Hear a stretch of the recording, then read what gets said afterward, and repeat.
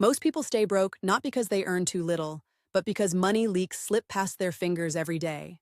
They don't lock the door on waste, temptations, or bad bets. In this video, we break down a real, doable strategy you can start this week. This isn't hype or a get-rich-quick promise. It's a framework you can live with. Here's the core idea. Split your money into 3 buckets, automate what you can, and let your future self benefit without fighting your habits. Bucket 1 is for living. It pays for housing, food, and daily needs. You should know exactly how much lands in this bucket each month. Bucket 2 is your safety net and debt guard. This is about stopping the habit of living on credit when things go wrong. If you have high-interest debt, tackle it here first. Bucket 3 is wealth in motion. This is where you build money that compounds over time through investing. It's not about fancy bets. It's about steady, low-cost growth. The simplest way to make this work is to use a basic rule you can actually follow. A common starting point is 50-20-30. 50% goes to living, 20% to savings and debt, 30% to wants and future growth. You can adapt the numbers to your life, but the idea stays the same. You pay yourself first, before you spend on desires. Let me break down how to implement this so you don't feel overwhelmed. Step 1 is to map your money. For 2 weeks, track every dollar you spend. Write down essentials, then notice the leaks. Little subscriptions, impulse buys, unplanned meals, and fast fashion that adds up. Step 2 is to set up 3 accounts that you actually use. One account handles your living costs, another holds money for debt payoff and an emergency fund, and a third is for investing and long-term growth. Automate transfers so the money moves without you thinking about it on payday. Step 3 is to define your living bucket with real numbers. This is where most people trip up. They pretend their rent is a secret or they guess their grocery bill. You need a concrete target for rent, utilities, groceries, transit, and personal care, all tied to your actual take-home pay. Step 4 is to build the safety net inside bucket 2. Start with an emergency fund of at least 1 month of living costs, then aim for 3 to 6 months as soon as possible. If debt is part of your story, line up the debt payoff plan here too. Step 5 is to start investing in bucket 3. The simplest path is low-cost index funds through a retirement account or a tax-advantaged vehicle if you have one. You don't need a fancy portfolio to begin, you need a consistent, automatic habit. Step 6 is to automate everything. Schedule automatic transfers on paydays. Let the system do the work. You decide the rules once, and it runs in the background. The less you have to decide, the more likely you are to stay on track. Step 7 is to embrace the debt avalanche or snowball, depending on what motivates you. List debts by interest rate and start paying off the highest rate one first. Avalanche. If you're motivated by quick wins, tackle the smallest balance first. Snowball. Either method can work, as long as you stay consistent. Step 8 is to keep fees tiny and returns big by choosing low-cost funds.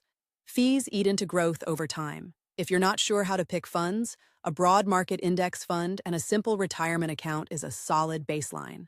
Step 9 is to reduce living costs with intention.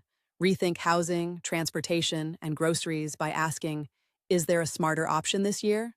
A smaller apartment, a roommate, or public transit can free more money for bucket 2 and bucket 3. Step 10 is to protect your future with a simple annual review. Once a year, revisit your budget, your debt payoff progress, and your investment plan. If your life changed, new job, new city, new family, adjust the numbers and reset the autopilot. Now a quick, practical calendar you can follow. Week 1 is money mapping. Write down every category of spending, then total what you actually spend each month. Week 2 is account setup. Open your 3 buckets and direct your first autopay.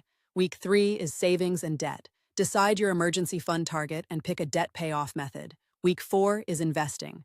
Choose a simple fund and set automatic contributions. Week 5 is friction reduction. Cancel unused subscriptions, compare bills, and trim the non-essentials. Week 6 is review. Compare actuals to your plan, adjust the numbers, and double-check the autopilot. If you have credit card debt, there's a reality you should know. Paying it off is not glamorous, but it's the fastest way to free up cash for the long game.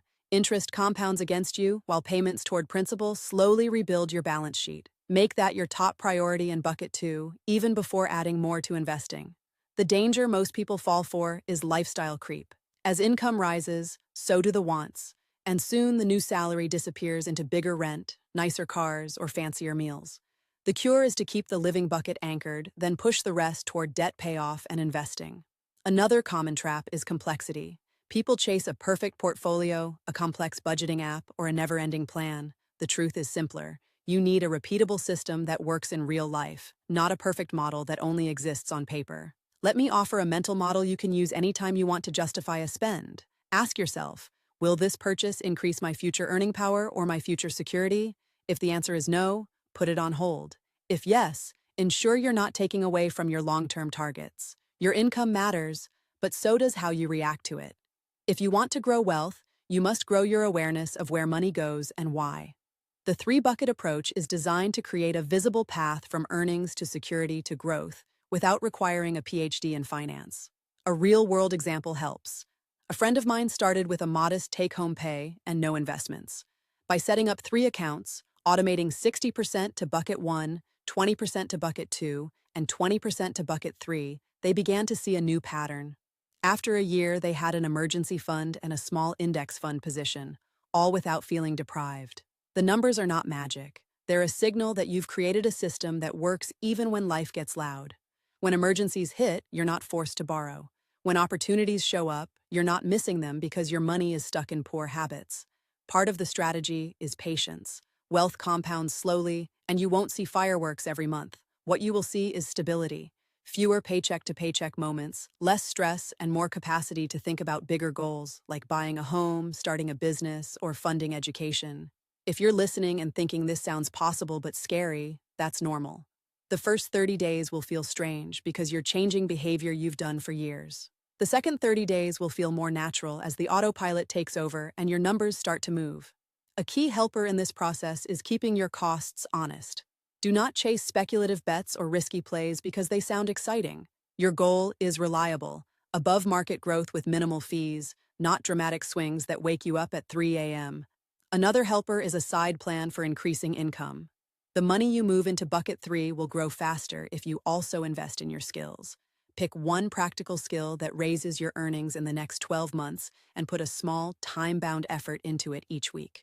Combine that with your automatic investments, and you'll accelerate your path to real wealth. Let's address a common objection. What if you feel you don't earn enough to save anything meaningful? Start with a mindset shift. Even if you can save just a few dollars a week, you're teaching your future self the habit of saving. The habit compounds even when the dollar amount is small, and then it scales as your income grows. One more hard truth. Your plan won't fix everything overnight. It will, however, fix the one thing you can control, your behavior. By committing to the 3 buckets and keeping the autopilot on, you create a fortress around your money that doesn't demand constant decisions. If you're ready to start, here is a compact starter checklist you can finish in a weekend. Decide your take-home pay and map your essential living costs. Open 3 bank accounts or use 3 sub-accounts in one bank. Set up automatic transfers, living 50-60%, safety net and debt 20-30%, investing 20-30%. Cancel at least one recurring expense you don't truly need. Choose a low-cost index fund and set up automatic monthly investments. Review your plan in 60 days and again in 120 days. The big takeaway is this. Most people stay broke not because they're bad at money, but because they're not practicing a simple system.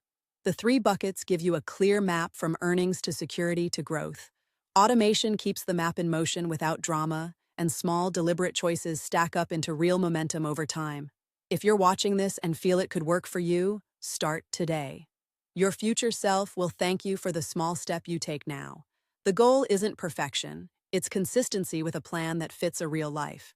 So, if this resonates, try the 3-bucket method this week. Track your spending for 2 weeks, set up 3 accounts, and automate the transfers. If you already have a plan that resembles this, tell me how you adapted it in the comments. Remember, the fastest way to break the cycle is to stop pretending you'll figure it out later. The moment you set up the autopilot, you reclaim hours of stress and a cleaner path toward the things you actually want in life.